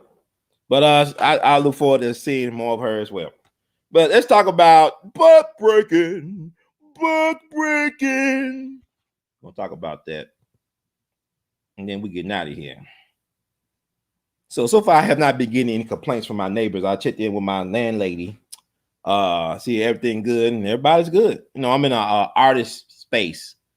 I have a loft downtown. It's an art space loft. My thing, I'm a creator, man. Like, you know, all creators, they manifest things. Like I was telling the sisters about being true to thy own self, be true. And hopefully you all will be true to yourselves. Don't worry about what your neighbors think or your family think or strangers think about who you are and what you do. Just do you. You have a right to exist as you. To be yourself is a revolutionary act. So let me talk about butt breaking. I met Tariq Nasheed several times. Even interviewed him shortly when he was in the Ferguson area. He showed one of his hidden colors. This was back in 2014, I believe. 2014 when Mike Brown got killed. So he was there that fall, you know, connected with the people, did a hidden color screening and did a Q&A. I recorded that. It's on We All Be TV. Let me see if I can find my pitch with me and Tariq Nasheed, because the brother talked about Jimmy Lee Jackson. I'll show you. I went down to the grave site to pay my respects to the one and only Jimmy Lee Jackson.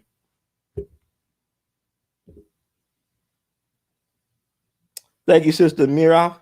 I was like, yeah, my maternal grandmother it actually was my she cool, she bad.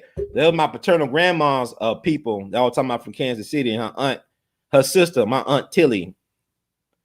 They actually buried together now, I think. But they had her ashes. My grandma had the ashes of her sister in her possession. And she died, and my step grandfather died, who's from the country of India. So eat your heart out, Kamala Harris, or Imhoff, whatever you call yourself. I got Indians in my family too. Indians from the reservation and India from country of India. That's another story. But yeah, we got some bad people in our trees, man. I encourage y'all to look up y'all family history, your ancestry. Cause now I have a better understanding why white folks been bullying me all my life. And that's another show altogether. White folks bullying me, yours truly. But I'm still here. I shall survive and know that the best is yet to come. I'm just looking for that Tariq. I also gave Tariq a We All Be Lifetime Achievement Award when I met him back October of 2014.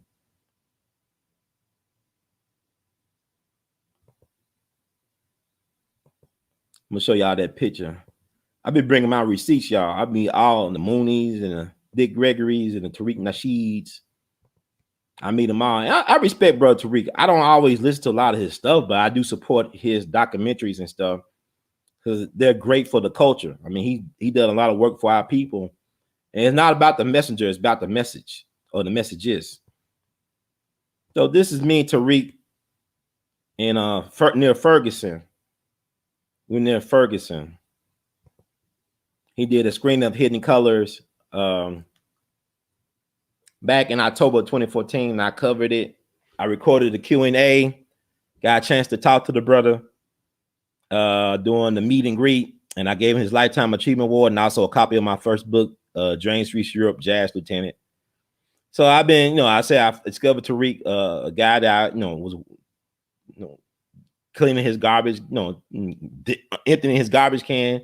He recognized me. Hey, it's Brother Ron. We All Be. And he gave me a bootleg of the Tariq first Hidden Colors, and the rest is history. So also I went to his Foundation of Black American Conference back in September of 2020. I critiqued it.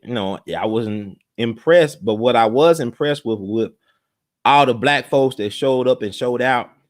And I was impressed that a lot of folks knew who I was. And even SiStar Jade Arendelle, who's also featured in the Butt Breaking movie, she had like I was a movie star. I mean, when I met her, it was crazy. Like, y'all know little old me. I'm just like I told the dude earlier, man. I just took a shit and wiped my ass before I called you. So I'm nothing special.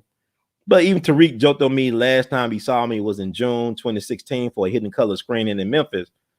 And he saw me recording the Q&A. He came on with some joke. Hey, you the guy that Dick Gregory always cursed out or something. People started laughing. But even in his crowd, people respected me. Even last time I saw Dick Gregory when he cursed me out and stuff in St. Louis, Dick saw the people come up to me and thank me for introducing them to Dick Gregory. So Dick had to give me my propers. So anyway, yeah, that's me and brother Tariq. And I'm going to talk about his buck breaking. So like I said, he got a Lifetime Achievement Award for me, as well as Dr. Umar Johnson. I respect both of those brothers. People talking about, you know, whatever, man. I'm looking at the message. It's not always about the messenger. Because like Tina Turner said in Mad Max, we don't need another hero. I don't need no more heroes. I don't look at other grown men to be my hero. I'm my own hero. I am the hero in my own movie. My life is my movie. I'm the hero. I don't need nobody to be my hero. I'm the hero. You dig? As Tariq would say, you dig? You dig? You dig? You dug? But anyway.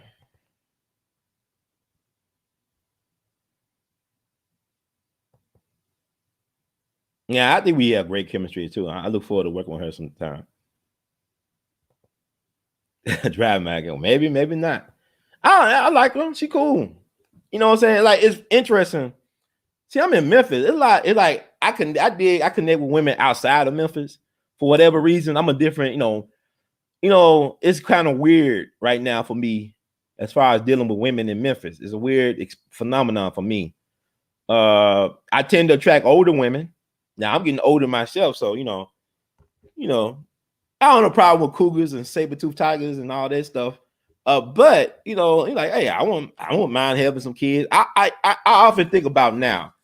Maybe I should have thought it up or whore it out. I should have been a whore when I was younger, and I could get all this kid shit out the way.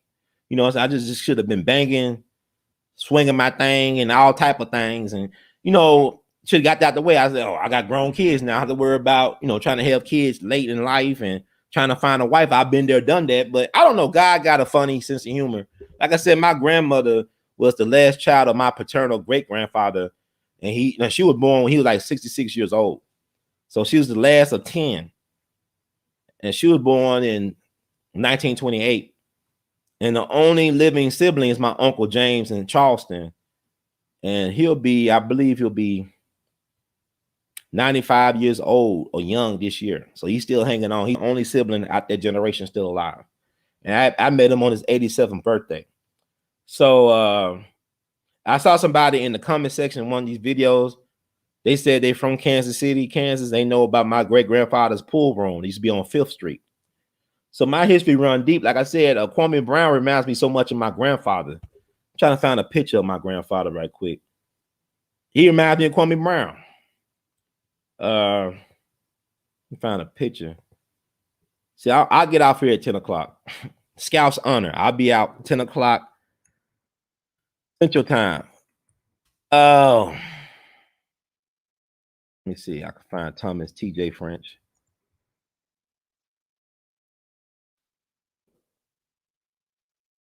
Okay.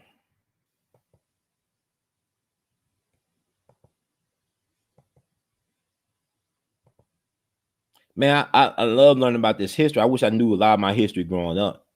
I know. It's like right now, the things I'm doing right now, I should have been myself to be taking these chances years ago. The things I'm doing right now, I would have been wealthy a long time ago. I will tell y'all something that y'all need to learn. It shouldn't take you turning 40 years old to learn it. Be true to yourself. Listen to that inner voice. Listen, develop your discernment.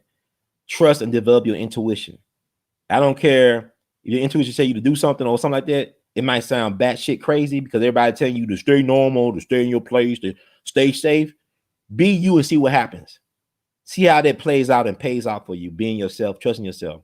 Because I would have been farther along had I continued to do like I was doing in college. When they was calling me Mr. Unteachable, they was threatened by me because I was getting things done they couldn't do. They'll tell me you don't supposed to have a style. You don't supposed to have this originality at this age. Man, I did an art show that I organized myself. I got one of the top reviewers, one of the top art critics in the region to review my show and write a favorable review. And the professors would come up to me and say, you know how hard it is to get this guy to come to your shows? let alone give you a favorable review. You see, I got talent. I mean, I got work. Y'all buy my shirts, y'all buy my art prints and stuff like that. But really, at the end of the day, it comes down to believing in yourself. Because you imagine, you look at Kwame Brown, right? Kwame Brown was drafted by a god named Michael Jeffrey Jordan, right? Imagine if Kobe, who was like Michael Jordan 2.0, Kobe, his whole game is styled after Michael Jordan, his mannerisms, the way he, pulled the tongue and how he talked. Imagine if Kobe Bryant was drafted by Michael Jordan. Do you think he could survive that? He could have, when he rests in peace. I'm saying Kobe was shooting air balls and shit. But one thing I love about Kobe, he had confidence. Yeah, he shot some air balls, but he didn't stop him from shooting. He kept on shooting until he hit. And that's why Kobe is Kobe. But I'm saying, can you imagine if Jordan drafted Kobe? You think Jordan would have been kind to Kobe? And I remember this narrative that they created about Kobe Bryant, the media did, after that rape stuff, allegations. They said he was a terrible teammate. Kobe was no terrible teammate. He won 5 championships for a reason. He was no terrible teammate. What it is he demanded a lot out of himself, and he expected other people to hold themselves to the same standards. Like Jordan demanded a lot out of himself. It's like when people write me and say, man, I'll try to introduce my friends to Dick Gregory. They were afraid to meet Dick Gregory because they didn't want to get cursed out. Because, Dick Gregory cursed me out a lot of times, and sometimes it made me angry. I felt it was disrespectful. And then, come to find out, he was dealing with all type of health challenges. That's why I don't buy into the conspiracy bullshit. You know what I'm saying? I don't know. I wasn't there, but he showed me himself the devastating effects on his body from his activism, from him not just fasting. Y'all fast. He was starving himself to death. He was starving himself for justice. He was committing a slow form of revolutionary suicide for his people. So to me, I was aggravated today over some BS at a restaurant that I never experienced before. And it was some young black folks that'll give me the problem. But I had to dial it back. I said, you know what? This never happened before. This is disrespectful. They say, I'm sorry. Okay. But never happened again. I don't want nobody to put up with the shit I put up with you all this time.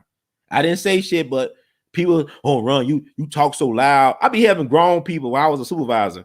They said, well, man, you talking down to me. I'm the supervisor. I'm not calling you out your name. I'm just telling you to get your work done and stop BSing me. See, I can't win for losing because it's like what Kwame was saying. People make you feel bad for being masculine, for having bass in your voice, for being strong as a man, for being a man, for one, not just be a male and to exist, but to be a man and succeed. They make you feel bad about this shit. And then when you talk about your grievance, they think you whining. Like you don't supposed to have feelings. Like a man ain't supposed to cry sometimes. It's not about you. It's okay to have feelings, but don't be complaining and not trying to work on a solution. Like I look at black people, I'm tired of it. Don't be showing me all this Black Lives snuff porn and you still going to accept this treatment. Don't talk about how they did Ronald Green 2 years ago, whatever, and you still putting up with how they did George Floyd 1 year ago or how they did Dante Wright a month or so ago. Man, don't tell me about you angry and sick of being tired. Nigga, you just love it. You love this shit, man. You love them putting sticks up your ass. So don't tell me about we gonna do this and then gonna get on Snitch House and tell everybody the blueprint and get on Facebook Live and YouTube Live and scream talking about this bullshit. I don't want to hear this shit. I like talking shit. Yeah, I like talking shit. I'm from Memphis. We produce our fair share of pimps, preachers, and lawyers. We produce our fair share of people that know how to use their mouthpiece. Yeah, I do know Jimmy Hart, the mouth of the South, is from Memphis, along with Jerry Lawler. A lot of great mouthpieces come out of Memphis, man. Ric Flair is from Memphis, man. Nature Boy. Woo, woo, Nature Boy. Woo, woo, some shit like that. I'm doing all this before quiet time. I got about 9 minutes before quiet time. But the butt breaking thing, this is nothing new. My thing is I like to watch Tariq Nasheed's documentary just to confirm my research, just to compare notes and stuff. And it's always a refresher. And I keep them around just because I might have a pretty woman come over or some young people come over. They want to learn, be a conversation piece, a conversation starter. So, yeah, It's definitely worth a watch. If you should do watch parties, buy the DVD, support this information. This is very important stuff. Applauding Tariq Nasheed. I already gave him his flowers years ago. I don't listen to him all the time, but when the brother put out some product like this, it's worth buying because it's a quality product and it makes you think Tariq Nasheed, whatever you think about him, I got to give him his props. He's the best of the best. I didn't care a lot for the FBA conference, but the man said he gonna do something, he gonna do it, regardless of how, and that's why he got the loyalty he has, because he's a man of his word. He has integrity. He has a moral code. Now, all this stay on code, we don't have no group code. I'm sorry, we don't even have tribal codes. We don't know what the 411 is, okay? We know about Mary J. Blige's album, the 411. We don't know shit about the real code. There's no code.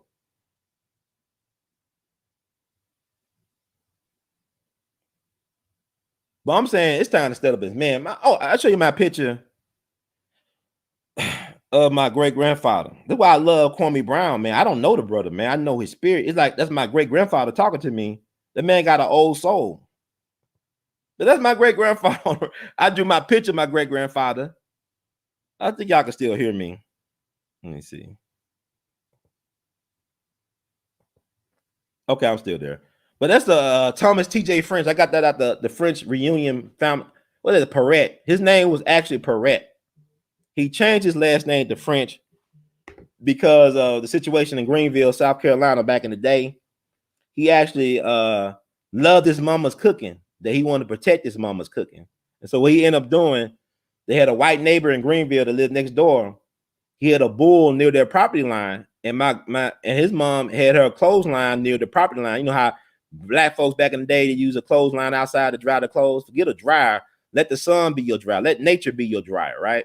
My mama's mother, my maternal grandmother, used to have a clothesline in the backyard out there near Lincoln Park in South Memphis, Hamilton High School. People from South Memphis stand up, you know what I'm talking about.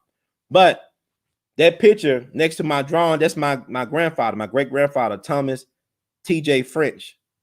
And he was a proud black man. He stood well over 6 feet tall. He was a master barber.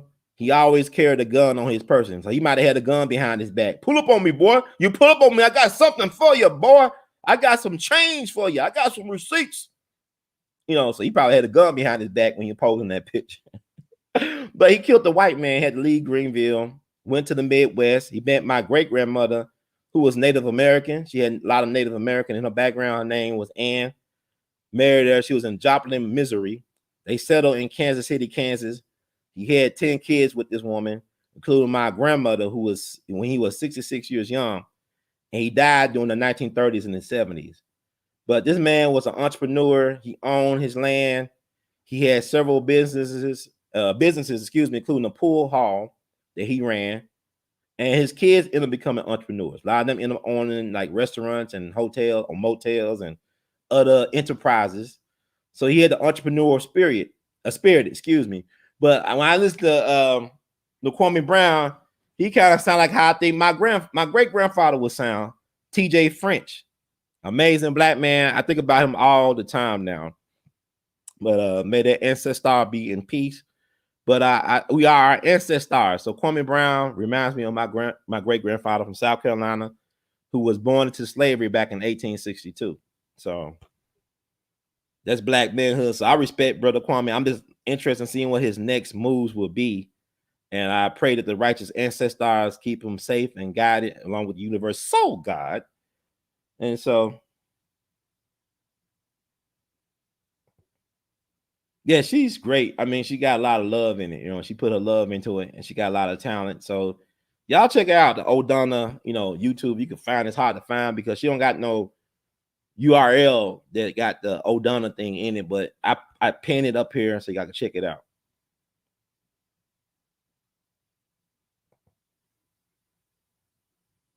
Well, Nick Cannon was Baba's favorite. Dick Gregory loved Nick Cannon. That's the thing. It's kind of interesting. Dr. Christian Gregory, thank y'all for tuning into that show, rather. Really enjoyed that show with him. A lot of y'all enjoyed it. A lot of great feedback from you all. But Nick Cannon he had next, though. Like Dick Gregory had a lot of respect for Nick. I said Dick Gregory. He had a lot of respect for Nick Cannon. A lot of respect. He talked to me about Nick Cannon and about Killer Mike. But they got stuff to lose, man. Like Malcolm said, we the only group of people that think that our leaders should be trumpet players and singers and comedians and stuff. Not saying that we the only group of people that got, look at Ronald Reagan. He was a B-movie actor and became president, but he was still reading lines. He was a product of General Electric, and that's another show altogether. You know what I'm saying? But yeah, so, it's a lot, but yeah, check out the buck breaking. It's worth checking out, and it's worth buying, and then to help watch parties. Donate it to an institution, to schools or something like that, so they could show it and have conversations about it. So I want to thank Tariq for that. Like I said, I don't listen to Tariq all the time. Not that much. I know a lot of y'all like to listen to people like Professor Black Truth and the Black Authority, Brother Tariq, Umar. I respect those brothers, but I don't really listen to a lot of people. I really listen to like this, like y'all, a lot of y'all think y'all voice don't have value. I really listen to y'all. A lot of time I might listen to y'all podcast. And instead of listening to a lot of the so-called big leaguers, like the big fish, like Dr. Boyce Watkins, congratulations to him and his beautiful bride. Whatever you may think about Dr. Boyce Watkins, he has helped people. And it is what it is. And he's done good things over the years. I know people have disagreements, but I'm not here for that either. I don't watch Boyce Watkins a lot either, but I respect all these people because they have made contributions in their own way. So that's all I'm saying. But yeah, but the buck breaking thing did not disappoint. Tariq, thank you so much for your contributions to our narrative and all that stuff. So thank y'all for rocking with your brother Ron. I think I can read a disclaimer. And we'll be on our way. And don't want to take up all y'all time. Let y'all enjoy a little bit y'all Sunday before it get too crazy out here.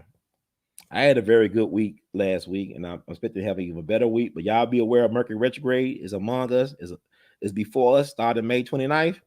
And I think it ends on June 22nd. But disclaimer, the views expressed by hosts and guests on the We All Be TV platform are not the official views, opinions, beliefs, or perspectives of We All Be News or the We All Be Group Incorporated. We All Be News is an organization that thoroughly believes in supplementing the information narrative that is usually supplied by the corporate news entities with those viewpoints and expressions which may be marginalized or ignored for a plethora of reasons. We are about informing the general public on alternative perspectives as it relates to news and information, and letting the general public be the ultimate judge and deciding on how to use said information. Informed citizens are responsible citizens. Thank you for your support, and thank you all for rocking with us. We love you madly. I want y'all to keep on producing and pushing and being yourselves. Thank you, brother Rashawn. We love you madly. She was too focused on the glitches. I said stuff like that happen all the time. Like a lot of time I be having mess up, maybe your Wi-Fi, mic ain't acting right, laptop may not be cooperating, but this is the nature of the business that we live in. And it's good to hold yourself to a high standard and just, you review, you reassess the situation like a Kobe Bryant. You look at the film, you look at what worked and what didn't work, and you improve and keep it moving. Don't feel sorry for yourself. Don't be paralyzed by fear. Just keep it moving, and the best is yet to come.